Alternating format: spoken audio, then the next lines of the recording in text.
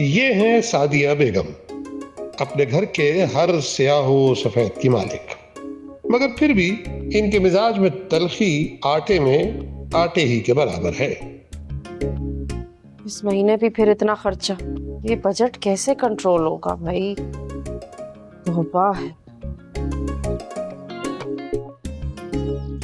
मुराद हुसैन सादिया बेगम की सबसे बड़ी औलाद, जो कुनबे की माशी जिम्मेदारियों को बतरीक एहसन निभा रहा है।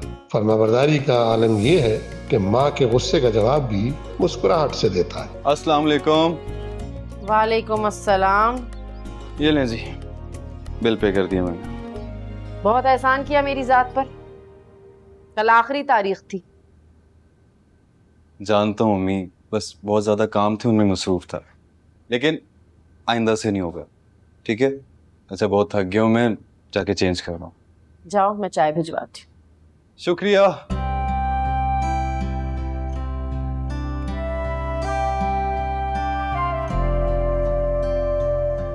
पढ़ाई में मगन इस बच्ची का नाम है दानिया। मुराद की तरह दानिया भी ताबेदार, सलीकामंद और जिम्मेदार है।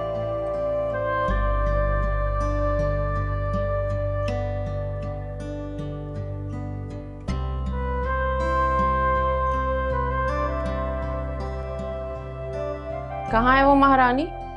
अम्मी यहाँ पे किचन में। किचन में? अच्छा, देखती हूँ।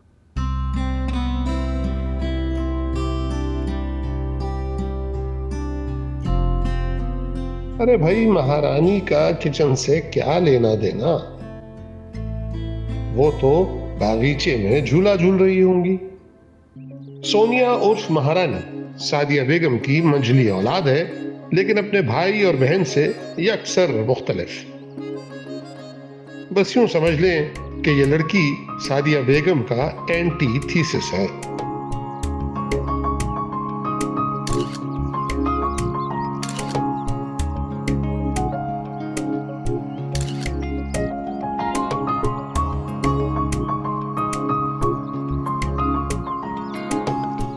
क्या हो रहा है ये? कुछ भी नहीं। काम तुम्हारे अब्बा के करेंगे बाहर से। अब्बू वापस आ रहे हैं? फजूल बातें मत किया करो। जाओ, जाके भाई के लिए चाय बनाओ, अभी थक कर आया वो ऑफिस से। जा रही हूँ। एक तो ये इसकी फिल्मी हरकतें, क्या करूं मैं इस लड़की का। ये हैं मलिक बिलाल, महल्ले के इकलौते जनरल स्टोर के मालिक। अगरचे अल्लाह ने इनके कारोबार में बरकत दे रखी है, मगर ये अपने हाथों से उस बरकत में इजाफा करना भी खूब जानते हैं। 220? बस पे 220 क्यों नहीं कहे हुए? जी सर, क्योंकि पुराना स्टॉक है इसलिए।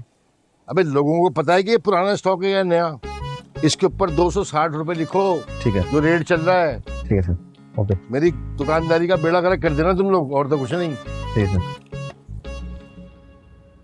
पापा आपकी चाय। लाओ भाई, अदरक डाली है कि नहीं?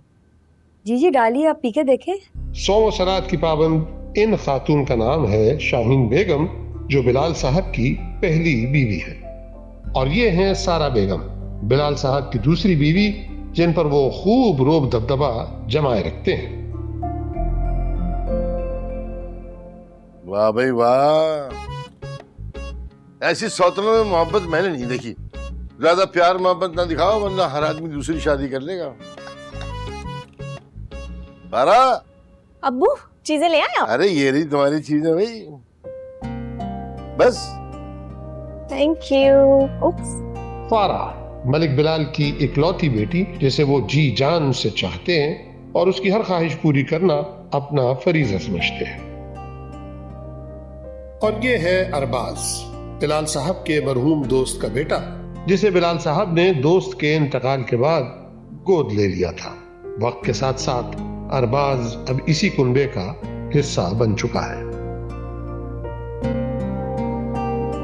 क्या कर रहे हैं भाई? कुछ नहीं, जॉब देख रहा हूँ। चिप्स खाएंगे? नहीं। कॉफी पियेंगे? नहीं। ठीक है भाई।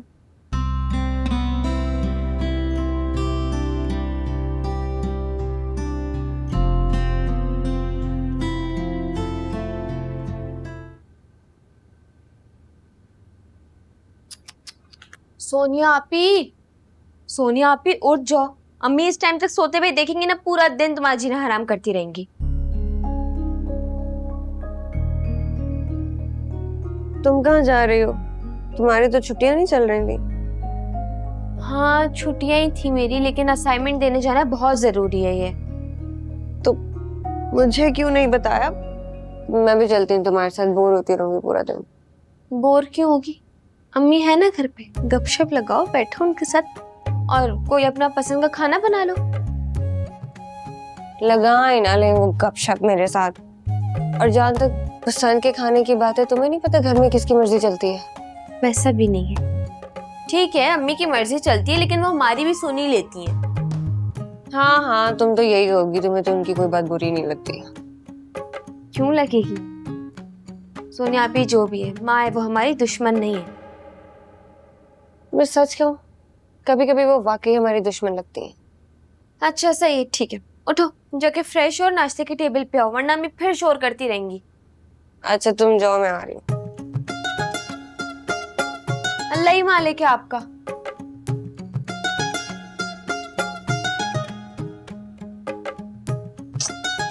यार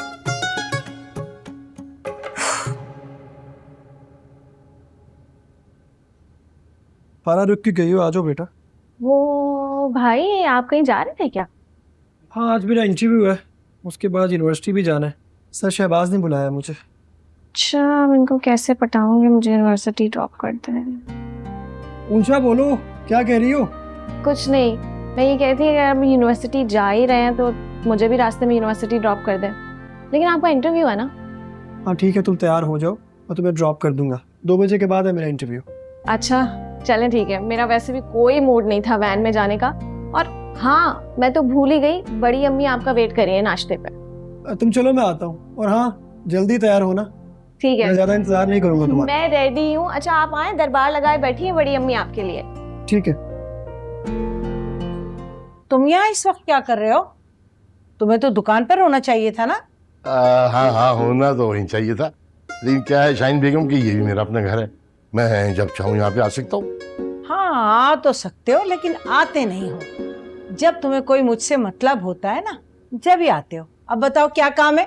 खुदा की कसम, अल्लाह की शान है, उसने मुझे ऐसी बीवी दी है जो मेरे दिल का हाल जानती है। अरे तुम्हारी रग रग से मैं अच्छी तरह वाकिफ हूँ। बचपन से साथ हैं और अब तो 55 के होने को चले हैं। अब भी नहीं जानूंगी क्या तुम्हें मैं? तो बुरा मत मानना शाहीन बेगम, तुम होगी 55 की, मैं तो अभी 50 का भी नहीं हुआ। अरे इसी बात का ताना दे देकर तो तुमने हमेशा मुझे दबाया है, लेकिन मैं भी तुम्हारी कजन हूँ, दबने वालों में से नहीं हूँ। मर जाऊंगी, कभी दबूंगी नहीं तुमसे मैं। अरे हाँ हाँ भाई, जानता हूँ, बल्कि पहचानता भी हूँ तुम्हें, हर लिहाज से भारी है माशाल्लाह। तुम्हें कैसे दबा सकता हूँ मैं? बिल्कुल ठीक कहा तुमने। हाँ मैं हर लिहाज से भारी हूँ, माली तौर पर भी और इखलाकी तौर पर भी। इसीलिए तो तुम्हारी दाल निकलती मेरे आगे। अब ऐसी भी बात नहीं है, शौहर हूँ मैं तुम्हारा, और शौहर का मुकाम ऊंचा होता है। क्या बात है आपा, आप परेशान लग रही हैं, सब खैर है? हाँ परेशान तो हूँ। यही तो पूछ रही हूँ आपा, किस बात की परेशानी है? क्या बिलाल जी ने फिर कुछ कह दिया? अरे उसका तो काम ही बातें बनाना है, लेकिन मुझे इस बात का बहुत अफसोस है कि अब तुम भी मुझसे बातें छुपाने लगी हो। मैंने आपसे क्या बात छुपाई है? और मैं भला आपसे क्यों कोई बात छुपाऊंगी आपा? तुम्हें नहीं मालूम कि बिलाल मार्केट में नई दुकान खरीद रहा है? नई दुकान? नहीं, मुझे तो नहीं पता। क्या आपसे कोई जिक्र किया उन्होंने? अरे बात ही तो नहीं की, फरमाइश दागी है, मुतालबा किया है कि अरबाज की जायदाद के कागजात मैं उसके हवाले कर दूं। लेकिन अब अरबाज की जायदाद की उनको क्यों जरूरत पड़ गई है? उनके पास तो खुद रुपया पैसा जायदाद बहुत कुछ है, और अब वो उस बेचारे यतीम की जायदाद पर क्यों नजर लगा के बैठे हैं आपा? हाँ यही तो बात मेरी समझ में नहीं आ रही कि क्या गड़बड़ है। कुछ दाल में काला है, समझ नहीं आ रही कि क्या बात है। कुछ ढूंढ रहे हो? बेटा मुझे बता दो, मैं तलाश कर देती हूँ। नहीं चाची जान, कुछ डॉक्यूमेंट्स है मेरे, वो मिल नहीं रहे मुझे।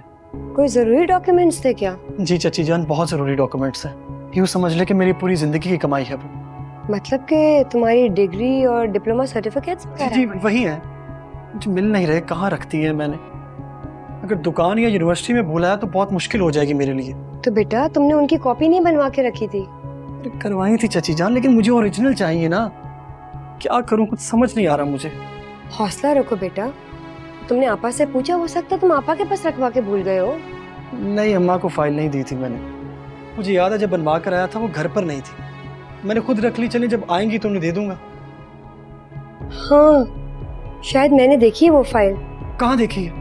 वो बिलाल जी के पास देखी थी। चाचा जान के पास?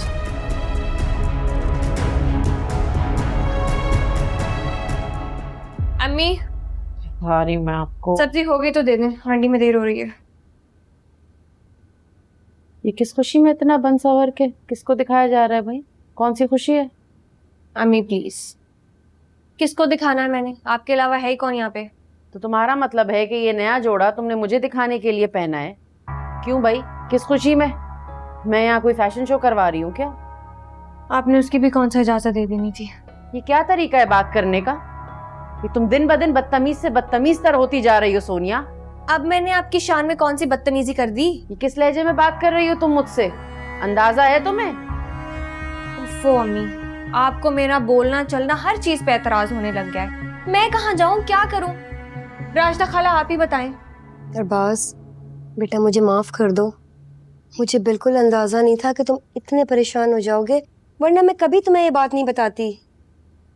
ना भी बताती तो पता चल ही जाना था। खैर अच्छा है, फाइल घर में तो है। फाइल घर में नहीं है, मैंने पूरा कमरा देख लिया है बिल्लू का, कुछ नहीं है वहाँ। अम्मा आप ये क्या कह रही हैं? मेरे लिए बहुत मसला हो जाएगा, मेरे ओरिजिनल डॉक्यूमेंट्स हैं वो, मुझे कदम कदम पर उनकी जरूरत है। क्या करूंगा मैं अब? नए बनवाने में भी इतना वक्त लगेगा और पैसे अलग जाया होंगे। कोई जरूरत नहीं है नए बनवाने की, मैं अच्छी तरह जानती हूँ कि तुम्हारे कागजात किस तरह निकलवाने। तुम फिक्र ना करो, अभी तुम्हारी माँ जिंदा है। आपा आपकी बात बिल्कुल ठीक है, लेकिन गलत तो अरबाज भी नहीं कह रहा है ना। आप तो जानती हैं बिलाल जी को, वो जिस बात की ठान ले ना वो उसको पूरा ही करके रहते हैं। और कुछ नहीं सारा, बस खामोश हो जाओ। अगर बिलाल हमें अच्छी तरह जानता है तो हम उसे बहुत अच्छी तरह जानते हैं। बस तुम इस बात का जिक्र किसी से ना करना, पारा से भी नहीं, समझ गई? ये मामला मैं खुद ही देख लूंगी, देखती हूँ मैं। देखो सादिया, तुम्हारी बातें किसी हद तक ठीक हैं, लेकिन ये तुम्हें मानना पड़ेगा कि अब वक्त बदल चुका है। ये नया दौर है, इसके तकाजे भी तो नए होंगे ना। हरगिज नहीं, मैं नहीं मानती। वक्त नया हो या पुराना, रीत और रिवाज नहीं बदल सकते। और वक्त मेरे लिए अभी तक वहीं खड़ा है जहां मैंने उसे पाबंद किया है। पागल हो गई हो क्या? कैसी बातें कर रही हो?